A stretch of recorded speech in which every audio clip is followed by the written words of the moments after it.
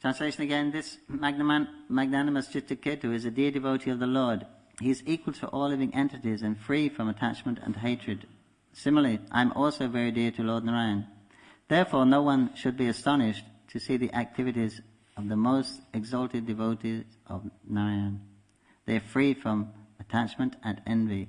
They are always peaceful and they are equal to everyone. Here Lord Shiva is speaking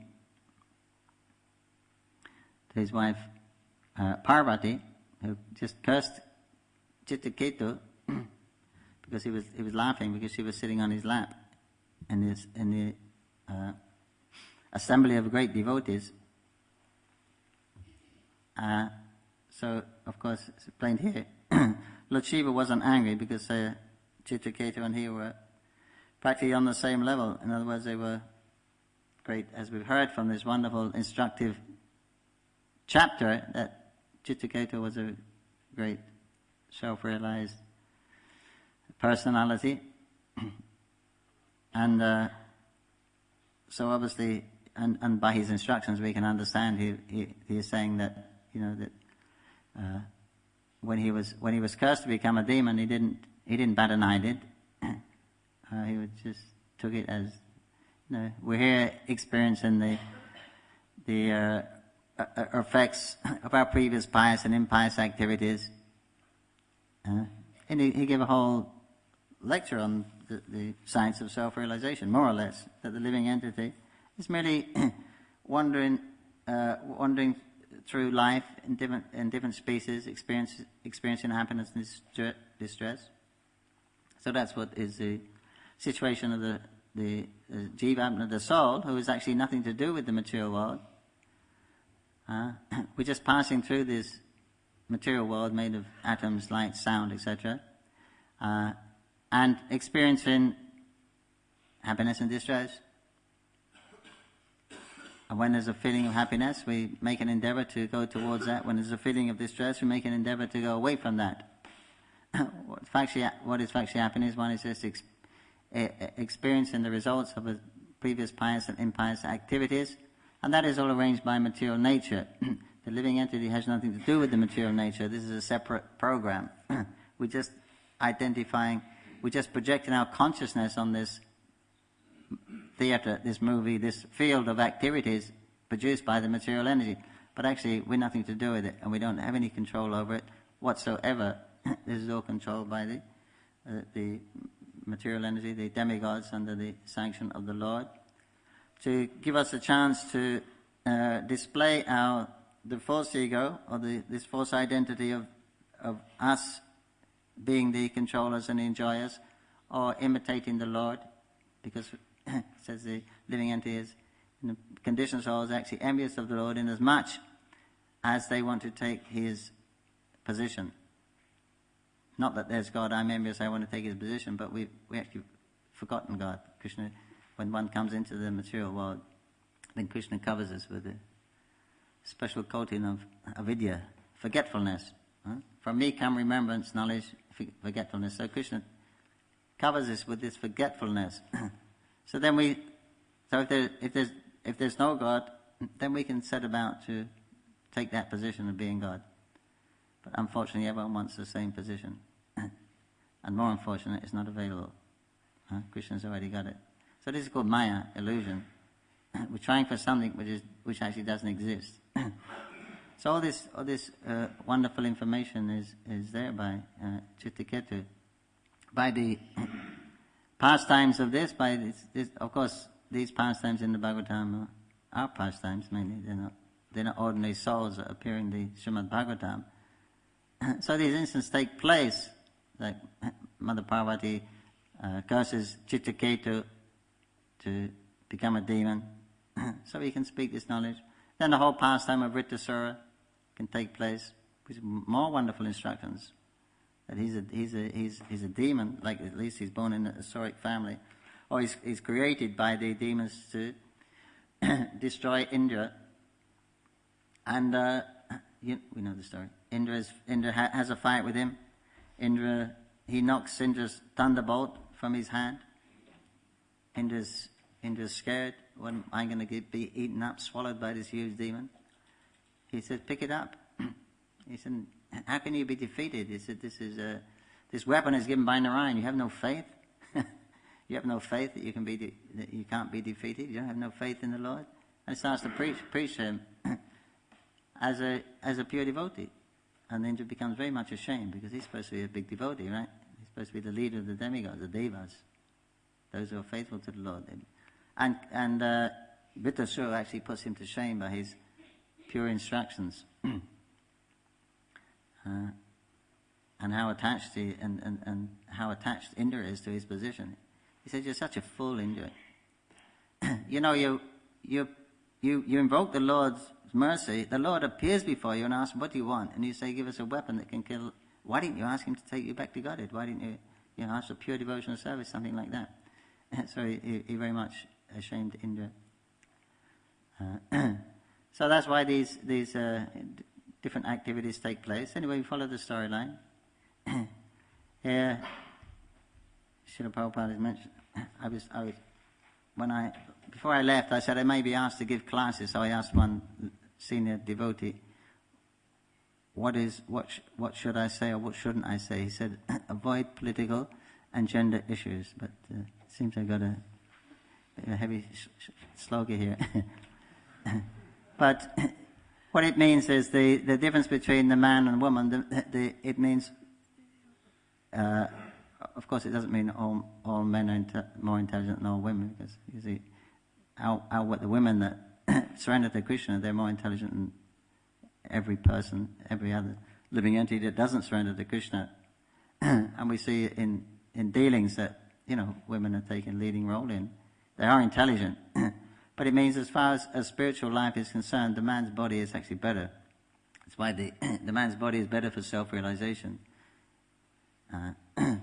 So therefore, the man that goes to the Gurukul. And generally, the man that leads is society. Someone has to lead, right? Either the man or the woman. Someone has to take a leading role in society. Otherwise, it'd be more troublesome. So then the man is selected. Otherwise, could have easily been a woman, but it was, and we generally see it's a man. Maybe one or two places the women actually lead. One or two small areas in the world. But generally it's the man that takes the lead because they're physically stronger.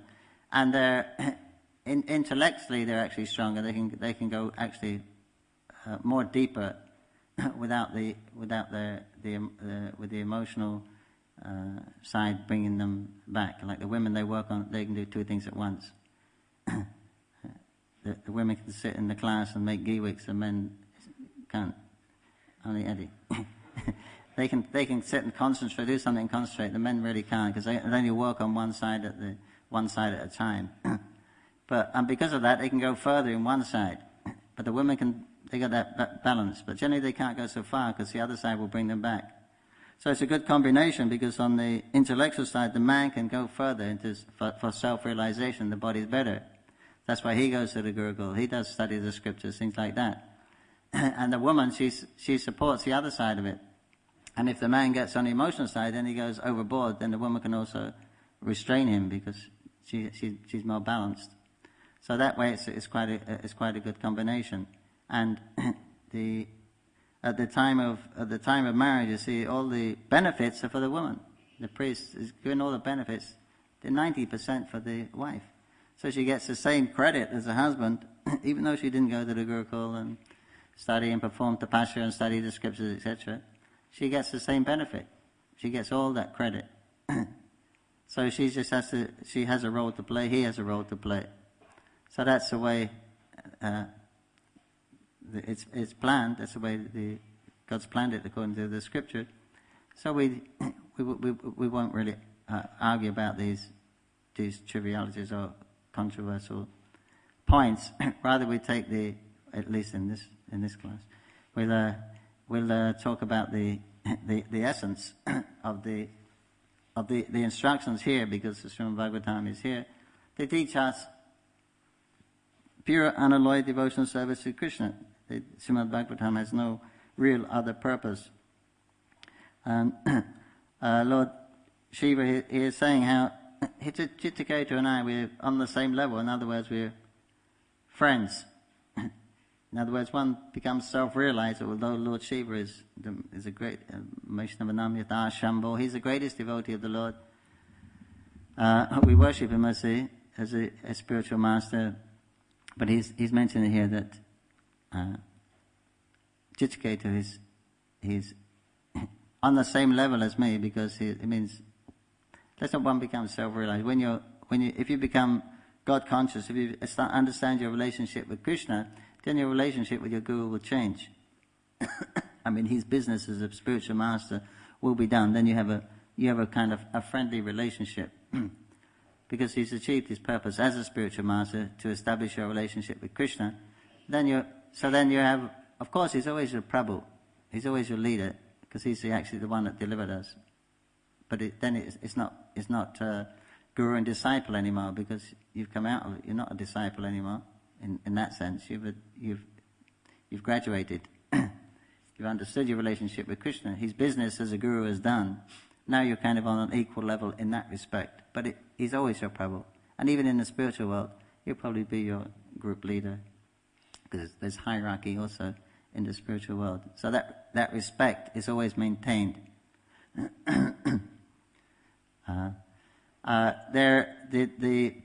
The pure devoted by the activities, Lord Shiva saying, you shouldn't be astonished to see that the activities of these exalted devotees of Krishna, Narayan, because they're free from attachment and envy, and they're equal to everyone. And as we've heard from Chitraketu, that he's understood perfectly his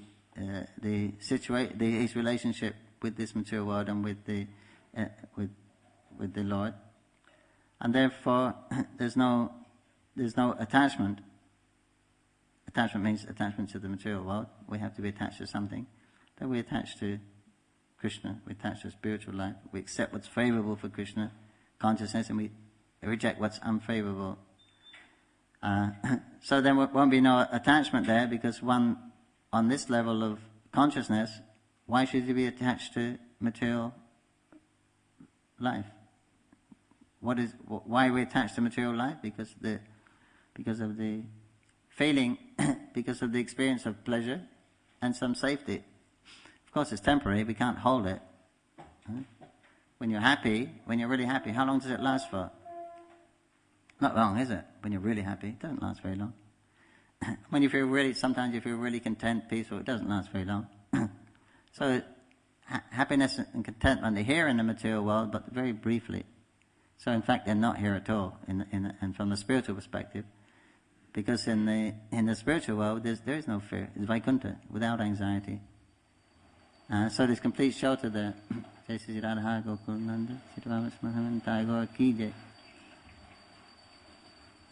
And complete happiness.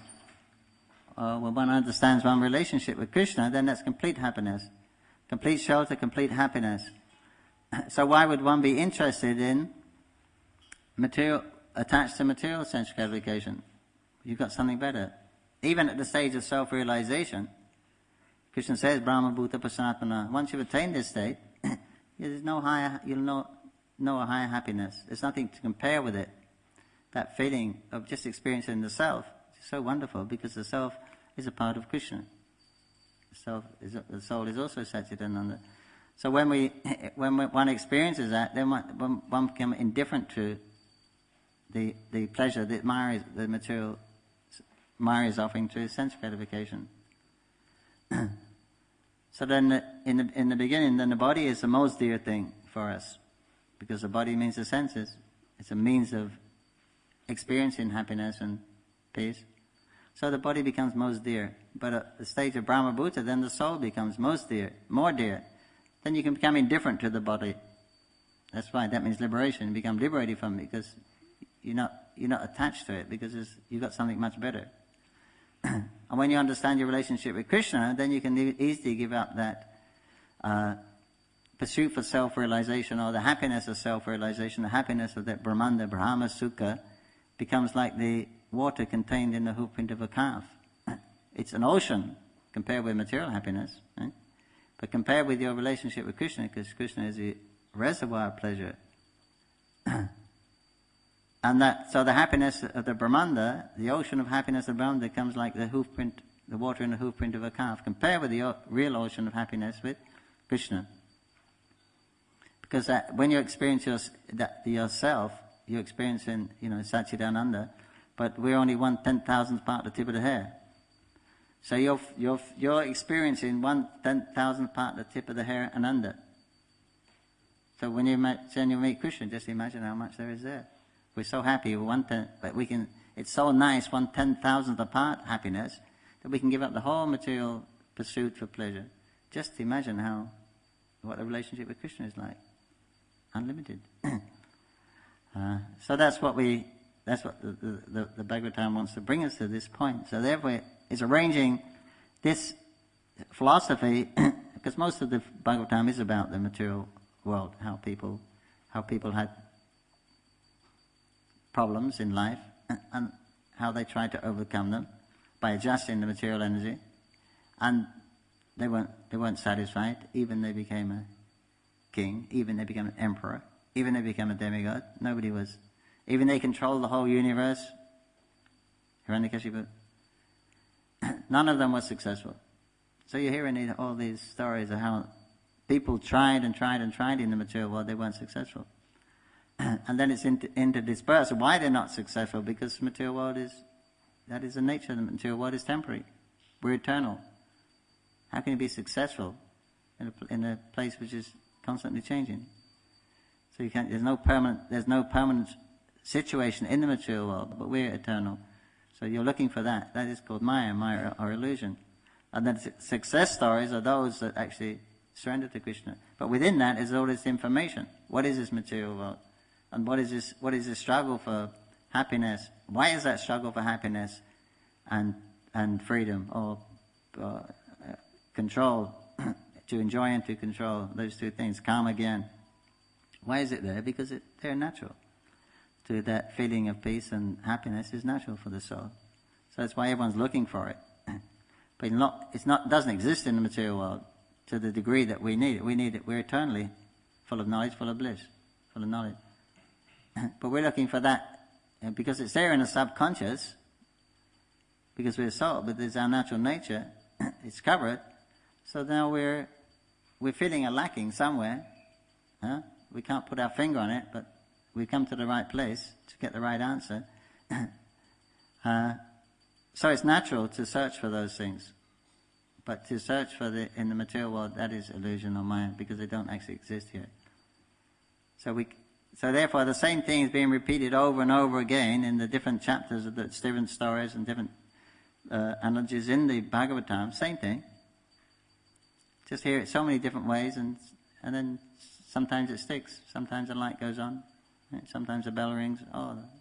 Right? But you keep on it because we're so dull. We're so attached. Then we have to keep hearing it again and again. So that's more or less the Srimad Bhagavatam. To explain it as and then you get of course, the 10th canto, which is directly, and other sections which are directly about the Supreme Personality of Godhead and His name, fame, qualities, pastimes, etc. But most of it isn't. Most of it's about because our conscious mainly is who wants to know God in this world? Everyone wants to have a nice, comfortable situation in life so they can enjoy.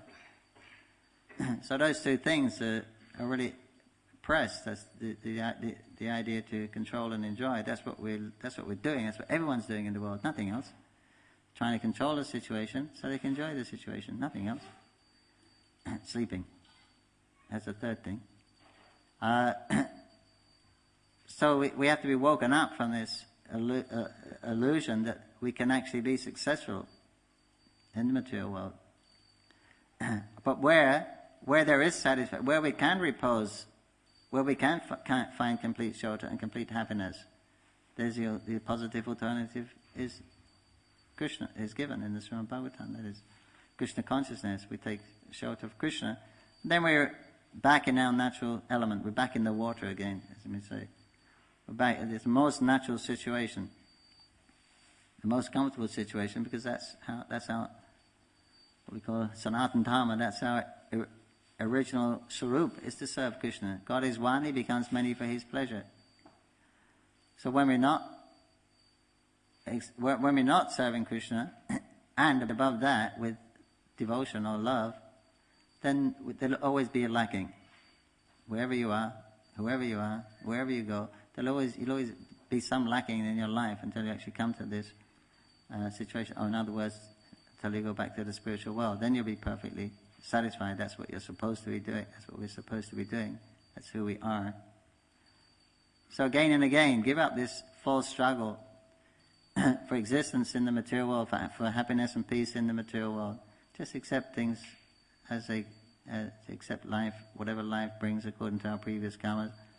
And instead of putting all our energy how to avoid problems and how to get happiness, we can use that energy and direct it towards Krishna, serve Krishna with that. So we have this one rule, the main rule, all the rules are for this purpose, to always remember Krishna and never forget Krishna. Accept what's favorable for Krishna and reject what's unfavorable. This is actually knowledge, this is spiritual knowledge. And this is Bhagavatam, again and again and again, saying the same things. And we hear the different speakers sit here every day, they're saying the same thing in different ways and different flavors, so that sometimes a little bit sticks now and again, right? And then it actually builds up. And this is how we progress in spiritual life. Our faith increases, and our detachment from the material world comes along with this knowledge, but especially when we get a little attachment or affection for Krishna. This is our great success in life. Jai Srimad Bhagavatam ki jai, Sri Prabhupada ki jai. Hare Krishna. Any comments or questions on this?